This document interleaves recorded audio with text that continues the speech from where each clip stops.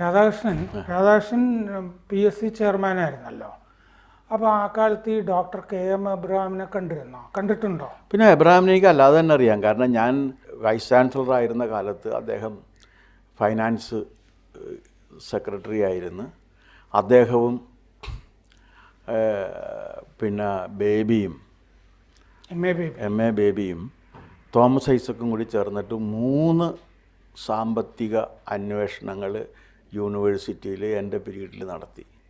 എന്നെ എവിടെയെങ്കിലും കൊടുക്കാൻ എന്തെങ്കിലും കിട്ടുമോ എന്ന് അന്വേഷിച്ച് ഒന്നും കിട്ടിയില്ലാത്തതിൽ അദ്ദേഹം അന്ന് നിരാശനായിരുന്നു. അത് കഴിഞ്ഞിട്ട് അദ്ദേഹത്തെ പിന്നെ പബ്ലിക് സർവീസ് കമ്മീഷൻ ചെയർമാൻ അയക്കുന്ന സമയത്ത് അദ്ദേഹത്തിന് പബ്ലിക് സർവീസ് കമ്മീഷൻ ചെയർമാനും ഗവൺമെൻറ് സെക്രട്ടറിമാരും തമ്മിലുള്ളൊരു ബന്ധം എന്നതൊക്കെ എനിക്ക് അദ്ദേഹത്തെ അറിയാവുന്നതാണ്. വലിയ കാര്യപ്രാപ്തിയുള്ള ഒരു ഉദ്യോഗസ്ഥനാണെന്ന് ചില ആളുകൾ അദ്ദേഹത്തിനെ വിശേഷിപ്പിക്കാറുണ്ട്. അല്ല, ഞാനൊരു കാര്യം ചോദിക്കട്ടെ. ഇദ്ദേഹമാണ് ഏറ്റവും കൂടുതൽ കാലം നമ്മുടെ ധനകാര്യ വകുപ്പ് കൈകാര്യം ചെയ്തേക്കണം. എനിക്ക് തോന്നുന്നു ഏറ്റവും കൂടുതൽ കാര്യം ധനകാര്യ വകുപ്പ് സെക്രട്ടറി ആയിരുന്ന ആൾ ഇയാളാണോ എന്നുള്ള കാര്യം അന്വേഷിക്കേണ്ടതാണ്. ആയിരിക്കണം. അത് കഴിഞ്ഞ് കിഫ്ബി തുടങ്ങിയിട്ടുള്ള കാര്യങ്ങളൊക്കെ ഉണ്ടാക്കിയത്. ഇത്രയും കാലം ധനകാര്യ വകുപ്പ് സെക്രട്ടറി ആയിരുന്ന ഒരാൾ അദ്ദേഹത്തിൻ്റെ നെറ്റ് സംഭാവന എന്താണെന്ന് ചോദിച്ചാൽ കടം വാങ്ങിക്കഴിഞ്ഞാൽ നമുക്ക് ചെലവ് ചെയ്യാം എന്നുള്ളതാണ്. ഒരു ധനകാര്യ വകുപ്പ് ഉദ്യോഗസ്ഥൻ എന്ന ടോപ്പ് ഉദ്യോഗസ്ഥൻ എന്ന നിലക്ക് സ്റ്റേറ്റിൻ്റെ സാമ്പത്തിക രംഗം വികസിപ്പിക്കുന്നതിന് വേണ്ടി ഇത്രയും കാലം ഇരുന്ന് ജോലി ചെയ്തിട്ട് ഇദ്ദേഹത്തിന് എന്ത് സംഭാവന ഉണ്ടെന്നൊരു ചോദ്യമില്ലേ? അതിലെന്താണ് ഉത്തരം? ഇപ്പോൾ അത് ചർച്ച ചെയ്യുന്നത് എന്താണെന്ന് വെച്ച് കഴിഞ്ഞാൽ അദ്ദേഹത്തിനെതിരെ CBI കേസെടുത്തിട്ട് FIR കോടതിയിൽ കൊടുക്കുകയാണ്. അപ്പോൾ അത് 2015 വരവിൽ കവിഞ്ഞ സ്വത്ത് സമ്പാദിച്ചതുമായി ബന്ധപ്പെട്ട കേസാണ്. അങ്ങ് അദ്ദേഹത്തിൻ്റെ സംഭാവന എന്താണെന്ന് എന്നോട് ചോദിച്ചല്ലോ. ആ സംഭാവന ഇപ്പോൾ കോടതിയിൽ വന്ന കേസിൽ ഒരു ഉദാഹരണം പറയാം. അദ്ദേഹത്തിൻ്റെ മക്കളുടെ കല്യാണം നടത്തിയത് ബന്ധുക്കളിൽ നിന്ന് പിരിവെടുത്തിട്ടാണെന്ന് പറഞ്ഞിട്ടുണ്ട്. അത്ര പിശുക്കി ജീവിക്കുന്ന ഒരാളല്ലേ? അപ്പോൾ ഒരു ലാളിത്യം ഒക്കെ കാണണമല്ലോ. ഈ ലാളിത്യത്തോടു കൂടി ജീവിച്ച ആൾക്ക് എങ്ങനെയാണ് 5-8 കോടി രൂപയുടെ സ്വത്തുണ്ടാക്കാൻ കഴിയുന്നത്? ആ ഒരു ചോദ്യമില്ലേ? പിന്നെ വേറൊരു കാര്യം, ഞാൻ ഈ ഹൈക്കോടതിയിൽ ഇത് വന്നേക്കണ ഇതും ഇദ്ദേഹം അതിനെഴുതി കൊടുത്ത മറുപടിയും ഒക്കെ വായിച്ചിട്ടുണ്ട്.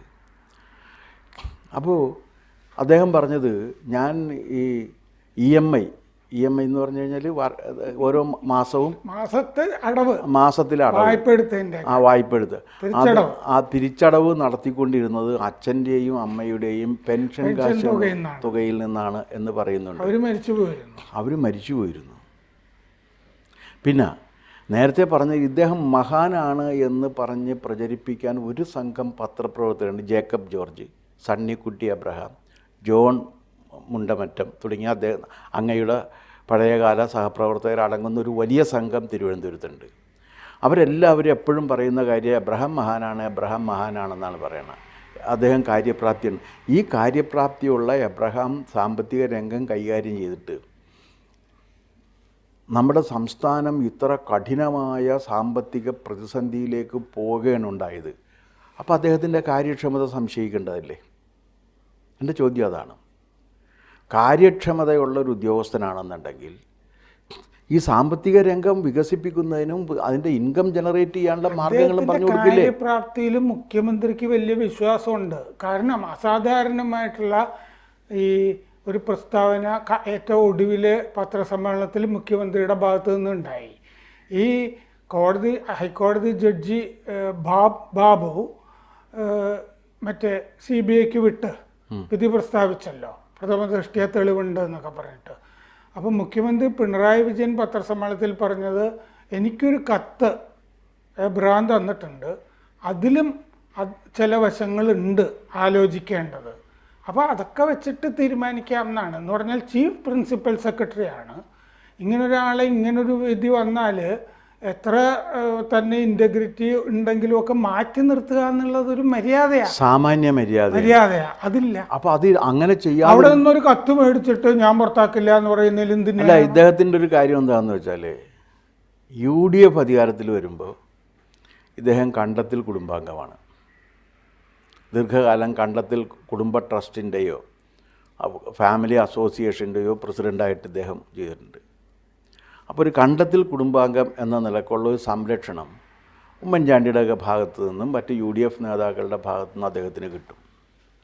ഇടതുപക്ഷം അധികാരത്തിൽ വരുമ്പോൾ അദ്ദേഹം SFIക്കാരനാണ്. അപ്പോൾ ഈ മറ്റേ പാഷാണം വർക്കിയുടെ രീതിയാണ്. കാരണം ഒരു സ്ഥലത്ത് ഗുരുവായൂരപ്പൻ്റെയും മറ്റേ സ്ഥലത്ത് അന്തോണീസ് പുണ്യാളൻ്റെയും ഫോട്ടോ വെച്ച് നടക്കുന്ന രീതിയിലാണ് ഇദ്ദേഹം നടക്കുന്നത്. അപ്പോൾ രണ്ട് കൂട്ടരെയും തൃപ്തിപ്പെടുത്തിയിട്ട് രണ്ട് കൂട്ടരുടെയും ഗുഡ് ബുക്സിലാണ്. ഇദ്ദേഹം കുറേ കാലം സാമൂഹിക നീതി വകുപ്പിൻ്റെ ചുമതലയും കൂടി ഉണ്ടായിരുന്നു. അക്കാലത്ത് കേരളത്തിലെ ഒരു വനിതാ രാഷ്ട്രീയ പ്രവർത്തകർക്ക് അദ്ദേഹം ഒരു ഫണ്ട് അനുവദിച്ചു, 87 ലക്ഷം രൂപയുടെ. വനിതാ രാഷ്ട്രീയ പ്രവർത്തക എന്ന് വേണ്ട, രാഷ്ട്രീയ പ്രവർത്തക എന്ന് മതി. കാരണം ഇപ്പോൾ ചാനലുകളിലൊക്കെ വനിതാ അധ്യാപിക, അത് ശരിയാണ്, പത്രപ്രവർത്തക ശരിയാണ്. അപ്പോൾ അതുകൊണ്ട് രാഷ്ട്രീയ പ്രവർത്തക എന്ന് പറഞ്ഞാൽ അതാണ് കറക്റ്റ്. ആ രാഷ്ട്രീയ പ്രവർത്തകയ്ക്ക് 87 ലക്ഷം രൂപ കൊടുത്തു. എന്തിനാണെന്ന് വെച്ചാൽ പട്ടികജാതി പട്ടികവർഗ വിഭാഗങ്ങളിൽപ്പെട്ട കൗമാരക്കാരികളായ പെൺകുട്ടികളുടെ മനോവിഹുലതകളെക്കുറിച്ച് പഠിക്കുന്നതിന് വേണ്ടിയിട്ട്. ഈ പണം കിട്ടിയ രാഷ്ട്രീയ പ്രവർത്തകയുടെ അടിസ്ഥാന യോഗ്യത മലയാള സാഹിത്യത്തിൽ മാസ്റ്റർ ബിരുദവും ഏതോ ഒരു സാഹിത്യത്തിൻ്റെ ഇതിലൊരു PhDയുമാണ്. ഇതിന് കൊടുക്കണം എന്നുണ്ടെങ്കിൽ മിനിമം സൈക്കോളജിയിലോ സൈക്യാട്രിയിലോ അതുപോലുള്ള ഏതെങ്കിലും ഒരു വിഷയത്തിൽ ബിരുദവും ഗവേഷണവും ഒക്കെ ഉള്ള ഒരാൾക്ക് കൊടുക്കുകയാണെങ്കിൽ മനസ്സിലാക്കാം. ഈ മനോവിഹുലതകളെക്കുറിച്ച് സാഹിത്യകാരെ എന്ത് പഠിക്കാനായിട്ടാണ്? പക്ഷെ അത് കൊടുത്തു എന്നുള്ളതാണ്. അപ്പോൾ ഇഷ്ടക്കാർക്ക് വേണ്ടി അധികാര ദുർവിനിയോഗം നടത്താൻ യാതൊരു മടിയും കാണിക്കാത്ത ഒരാളാണ് എബ്രഹാം എന്നുള്ള കാര്യമാണ് അതിൽ നിന്ന് തെളിയുന്നത്. ഞാൻ വിശദമായിട്ട് പറയാത്തതിൻ്റെ കാരണം എനിക്ക് അവരെല്ലാം ഇതിനകത്ത് വലിച്ചിടാൻ താല്പര്യമില്ലാത്തതുകൊണ്ടാണ്. ആരെങ്കിലും എതിർക്കുകയാണെന്നുണ്ടെങ്കിൽ പേര് വിവരം അടക്കമുള്ള സകല കാര്യങ്ങളും ഞാൻ കൊടുക്കാൻ തയ്യാറാണ്. കാരണം എൻ്റെ രേഖ എൻ്റെ കയ്യിലുണ്ട്. ഞാൻ ചോദിച്ചോട്ടെ, ഇപ്പോൾ മുഖ്യമന്ത്രിയുടെ കുടുംബത്തിലെ മകളുമൊക്കെ ആയിട്ട് ബന്ധപ്പെട്ടൊരു CBI അന്വേഷണമുണ്ട്.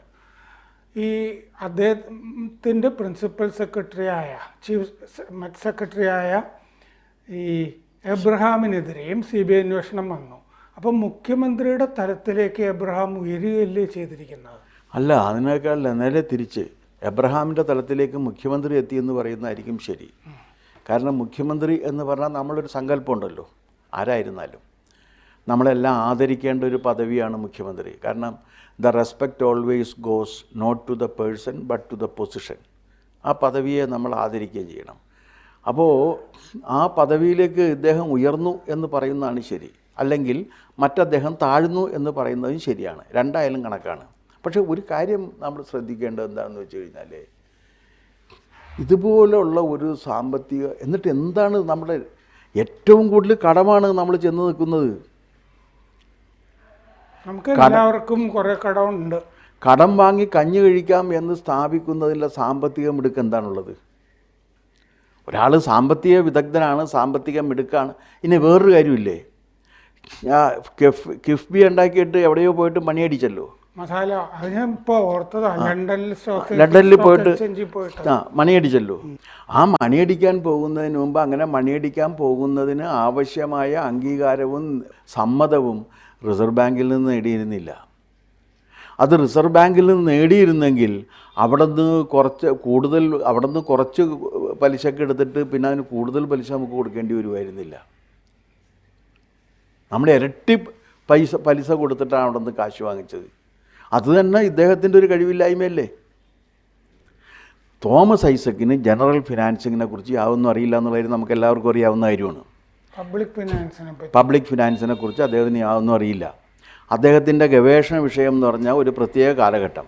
ആ പ്രത്യേക കാലഘട്ടത്തിൽ അരൂര് മുതൽ തൃക്കുന്നപ്പുഴ വരെയുള്ള പ്രദേശത്ത് തൊഴിലാളി വർഗ സമരം കൊണ്ട് കയർ തൊഴിലാളികളുടെ ജീവിതത്തിൽ സംഭവിച്ചിരിക്കുന്ന മാറ്റത്തെക്കുറിച്ചുള്ളൊരു പഠനമാണ്. സാമ്പത്തിക ശാസ്ത്ര ചരിത്രത്തിലാണ് അദ്ദേഹത്തിൻ്റെ ഇതുള്ളത്. അല്ലാതെ അദ്ദേഹം ഒരു സാമ്പത്തിക വിദഗ്ധനല്ല. പിന്നെ എക്കണോമിക്സിൽ MA പാസ്സായിട്ടുണ്ടെന്നുള്ള കാര്യം സമ്മതിക്കുന്നു. അദ്ദേഹം കുറേ കാലം സാമ്പത്തിക ശാസ്ത്രം പഠിപ്പിച്ചിട്ടുണ്ട്. അതല്ലാതെ പബ്ലിക് ഫിനാൻസിനെ കുറിച്ച് അങ്ങനെ അദ്ദേഹത്തിന് കാര്യമായിട്ടുള്ള വിവരമില്ല. പക്ഷേ ഒരു ധനകാര്യ വകുപ്പ് സെക്രട്ടറിക്ക് അതുണ്ടാകണമല്ലോ. ആ ധനകാര്യ വകുപ്പ് സെക്രട്ടറി ആണല്ലോ സത്യത്തിൽ ഒരു ധനകാര്യ വകുപ്പ് കൈകാര്യം ചെയ്തിട്ട് ആ ധനം ഉൽപ്പാദിപ്പിക്കൽ ഒഴികെ ബാക്കി എല്ലാം ചെയ്ത് ഇൻകം എങ്ങനെ ജനറേറ്റ് ചെയ്യാൻ കഴിയുമെന്നല്ലേ അന്വേഷിക്കേണ്ടത്. അതിൽ ഒരു സംഭാവനയും നൽകിയിട്ടില്ലാത്ത ഒരാളാണ് എബ്രഹാം. അല്ലെങ്കിൽ എബ്രഹാം പറയട്ടെ, ഞാൻ ഇന്ന സംഭാവനകൾ നൽകിയിട്ടുണ്ടെന്ന് പറയട്ടെ. ഇവിടെ ഒരു മറ്റേ കരിമണൽ സ്ഥാപനത്തിൽ ഷെയർ ഉണ്ടായിരുന്നില്ലേ KSIDCക്ക്? അല്ലേ? ഉണ്ട്, നമ്മുടെ കർത്താവിൻ്റെ സ്ഥാപനത്തിൽ. ആ വ്യവസായ വികസന കോർപ്പറേഷനുമായിട്ടും എബ്രഹാമിന് ബന്ധമുണ്ട്. ഞാൻ മനസ്സിലാക്കിയെടുത്തോളം എബ്രഹാമിൻ്റെ ഓരോ സംഭവങ്ങളും എടുത്തു കഴിഞ്ഞാലും കാണുന്ന കാര്യം, നിയമം അനുസരിച്ച് കാര്യങ്ങൾ ചെയ്യാൻ താല്പര്യമുള്ള ഒരാളാണ് എബ്രഹാം എന്ന് എനിക്ക് തോന്നിയിട്ടില്ല. അതുകൊണ്ടാണ് ഈ നട്ടാൽ കുരുക്കാത്ത നുണകൾ ചെന്നിട്ട് കോടതി പറയുന്നത്. അതെല്ലാം ഇംഗ്ലീഷിൽ എഴുതി കൊടുത്തുകൊണ്ടായിരിക്കണം പിണറായി വിജയൻ അതൊക്കെ വലിയ കാര്യമാണെന്ന് കരുതിയിട്ടുണ്ടാകാം. അതുമാത്രമല്ല, എൻ്റെ ജീവിതം തുറന്ന പുസ്തകമാണെന്ന് എബ്രഹാം പറഞ്ഞിട്ടുണ്ട്. ഗാന്ധിയും സമാനമായ ഏതോ വാചകം, അതെ, ഇറ്റ്സ് ആൻ ഓപ്പൺ ബുക്ക് എന്ന് പറഞ്ഞിട്ടുണ്ട്. എൻ്റെ ജീവിതമാണ് എൻ്റെ സന്ദേശം എന്നൊക്കെ. അപ്പോൾ ഗാന്ധിയുടെ ഒരു തലത്തിലേക്ക് സ്വയം അദ്ദേഹം ഉയരുന്നുണ്ട്. അതെ, അദ്ദേഹത്തിന് അങ്ങനെ എന്തും അവകാശപ്പെടും. അല്ല, യേശുക്രിസ്തു ആണെന്ന് തന്നെ പറഞ്ഞാൽ തന്നെ നമുക്കിപ്പോൾ ഒന്നും നമ്മൾ എതിർക്കാൻ പോകുന്നില്ല. പക്ഷേ എന്തായാലും ശരിയാണ്. പക്ഷേ ചില ചോദ്യങ്ങൾക്ക് ഉത്തരം പറയേണ്ടി വരും. ഈ കാശ് എവിടെ നിന്ന് ഉണ്ടാക്കിയെന്ന ചോദ്യത്തിന് ഉത്തരം പറയേണ്ടി വരും. ആ കാശ് അപ്പോൾ അത് കഴിഞ്ഞപ്പോഴേക്കും അദ്ദേഹം ജഡ്ജിയെ കുറ്റം പറയുകയാണ് ചെയ്തത്. അദ്ദേഹം എഴുതിയ കത്തിൽ ജഡ്ജ് സ്വാധീനത്തിന് വഴങ്ങിയിട്ട് കൊടുത്താണെന്നാണ് പറഞ്ഞത്. ജഡ്ജ്മെൻറ്റ് നമുക്കെതിരെ ജഡ്ജ്മെൻറ്റ് വരുമ്പോൾ ജഡ്ജ് സ്വാധീനത്തിന് വഴങ്ങിയിട്ടാണ്. അങ്ങനെ സ്വാധീനത്തിന് വഴങ്ങുന്നതാണ് ആ ജഡ്ജ് എന്നുള്ള എബ്രഹാമിൻ്റെ വാദം അംഗീകരിച്ചാലേ പിണറായി വിജയൻ്റെ മകൾക്കെതിരെ മകളെ അന്വേഷണം വേണ്ട എന്നും പറഞ്ഞിട്ടുള്ള ഉത്തരവിറക്കിയതും ഈ ജഡ്ജ് തന്നെയാണ്. അപ്പോൾ അതും സ്വാധീനത്തിന് വഴങ്ങിയിട്ടാണെന്ന് സമ്മതിക്കേണ്ടി വരും. തനിക്കെതിരെ എന്തെങ്കിലും വന്നു കഴിഞ്ഞാൽ അതിനെ അധിക്ഷേപിച്ചുകൊണ്ട് വായിൽ തോന്നിയതൊക്കെ വിളിച്ചു പറയുക എന്ന് പറയുന്നതും എബ്രഹാമിൻ്റെ രീതിയാണ്. എബ്രഹാം മനസ്സിൽ പക സൂക്ഷിക്കുന്ന ആളാണ്. അതാണ് എബ്രഹാമിൻ്റെ പ്രത്യേകതയായിട്ട് എനിക്ക് തോന്നിയിട്ടുള്ളത്. കൂടുതൽ വാർത്തകളും വിശേഷങ്ങളും നിങ്ങളിലേക്ക് എത്താൻ ABC മലയാളം സബ്സ്ക്രൈബ് ചെയ്യുക, ബെൽ ബട്ടണും അമർത്തുക.